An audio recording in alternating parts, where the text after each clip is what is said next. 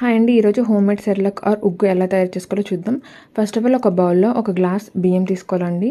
ఆ బియ్యానికి మనం అదే గ్లాస్లో ఒక పావు కప్పు కందిపప్పు, ఎర్ర కందిపప్పు, పెసరపప్పు, మినపప్పు తీసుకోవాలి.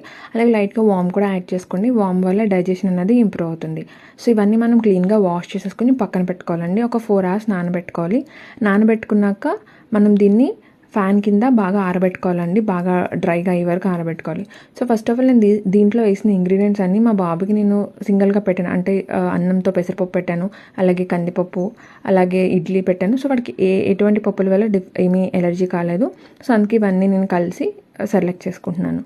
సో తర్వాత ఇలాగ ఆరిపోయాక మనం దీన్ని ఫ్రై చేసుకోవాలండి. ఏమీ డ్రై రోస్ట్ చేసుకోండి.